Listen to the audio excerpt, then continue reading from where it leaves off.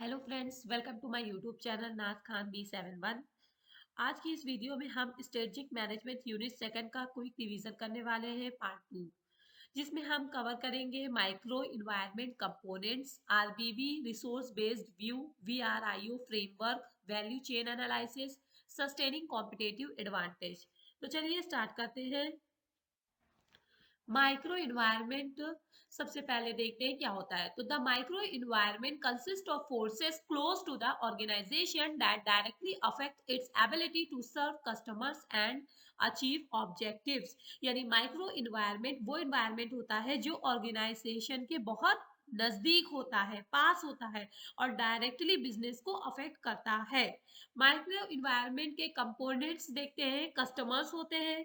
Customers buyers of product and services, जो हमारी product और सर्विसेज को बाय करते हैं। अगर कस्टमर्स खुश है तो हमारा बिजनेस ग्रो करेगा, और अगर कस्टमर सेटिस्फाइड नहीं है तो हमारा बिजनेस फेल हो सकता है। इस तरह हम कह सकते हैं कि कस्टमर बिजनेस का सबसे इंपॉर्टेंट हिस्सा होता है।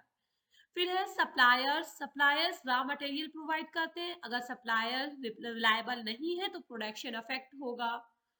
Competitors, firm offering similar products. Competitors हमें मार्केट में चैलेंज देते हैं। कंपटीशन से कंपनी को बेटर स्ट्रेटजी बनानी पड़ती है। एम्प्लॉयज ये human resource of the firm होते हैं। Share holders, honours provide of capital, ये कंपनी को, ऑर्गेनाइजेशन को कैपिटल प्रोवाइड करते हैं, पूंजी प्रोवाइड करते हैं। Intermediaries, intermediaries dealers, distributors, agents, ये जो प्रोडक्ट को कस्टमर तक पहुंचाते हैं, ये इंटरमीडियरीज कहलाते हैं। नेक्स्ट है public, media, local communities, pressure group, bank, media, government, local public, इनका भी कंपनी पर इनडायरेक्ट इफेक्ट होता है। इसलिए हम कह सकते हैं these are components of micro environment. These factors are partially controllable and have a direct impact on performance of an organization. किसी भी ऑर्गेनाइजेशन को ये पार्शियली कंट्रोलेबल होते हैं और डायरेक्ट इम्पैक्ट करते हैं बिजनेस की परफॉर्मेंस पे, इसलिए इसे माइक्रो इन्वायरमेंट कहते हैं। और ये थे माइक्रो इन्वायरमेंट के components: customers, suppliers, competitors, employees, share holders, honours, intermediaries और पब्लिक। नेक्स्ट हम पढ़ते हैं रिसोर्स बेस्ड व्यू, जिसे हम आरबीवी कहते हैं। RBV is a strategic approach which states that internal resources and capabilities are the main source of competitive advantage, not external industry factors. RBV, RBV resource based view कहता है कि company का जो internal resources है, internal capabilities है, वो ज्यादा important होती हैं अकॉर्डिंग टू एक्सटर्नल इंडस्ट्री के फैक्टर्स के अकॉर्डिंग। कंपनी की सक्सेस मार्केट से ज्यादा उसके इंटरनल रिसोर्सेज, उसकी कैपेबिलिटीज पर डिपेंड करती है। रिसोर्सेज दो तरह के होते हैं, एक होता है टेंजिबल रिसोर्स, दूसरा होता है इंटेंजिबल रिसोर्स, और तीसरा हो गया ह्यूमन, जिसे हम कहते हैं। तो मेनली टू टाइप के हो गए, टेंजिबल और इंटेंजिबल। टेंजिबल में आता है जो दिखाई दे हमें, जैसे plant, machinery, finance, capital, building, furniture. Okay. Intangible जो दिखाई ना दे बट एक असेट्स होती है, उसे इंटेंजिबल रिसोर्सेस कहते हैं, जैसे brand, reputation, patent, goodwill, technology. Okay.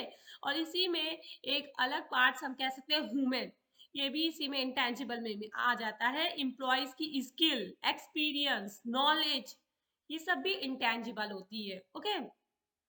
तो मेनली टू टाइप्स के होते हैं, टैंजिबल और इंटेंजिबल। इंटेंजिबल में ही ह्यूमन स्किल्स, एक्सपीरियंस और नॉलेज आ जाता है।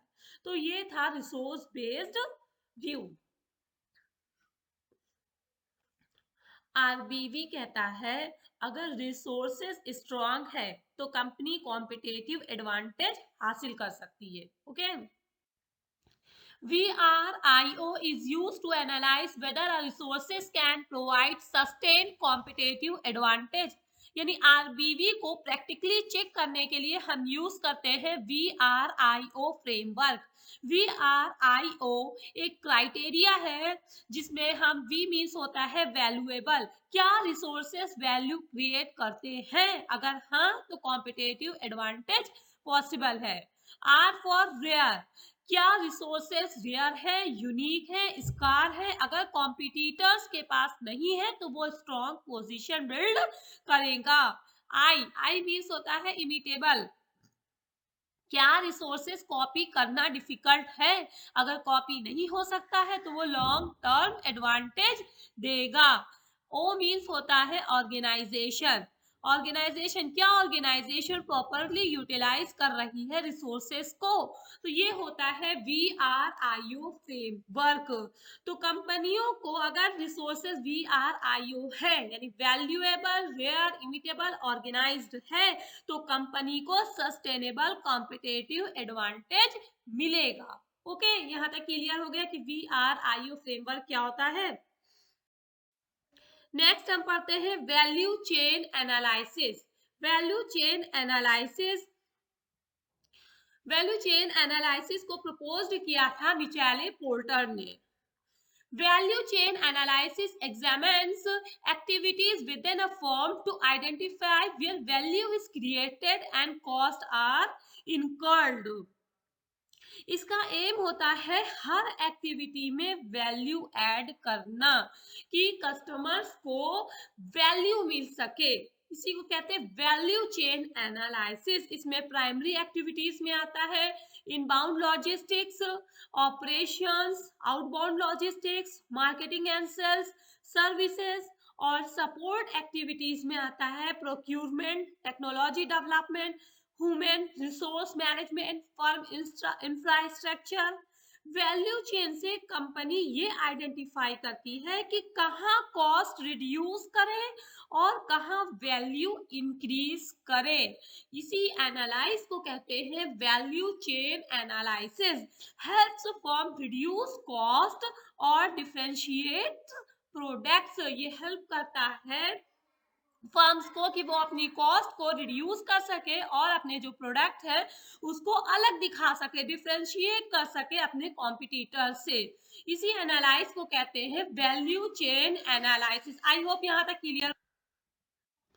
सस्टेनिंग कॉम्पिटेटिव एडवांटेज, ये क्या होता है, तो the ability of a firm to maintain superior performance over competitors for a long period. यानी कॉम्पिटेटिव एडवांटेज पाना तो आसान है लेकिन उसे सस्टेन करना मुश्किल होता है, यानी उस कॉम्पिटेटिव एडवांटेज को लॉन्ग टर्म में बनाए रखना मुश्किल होता है।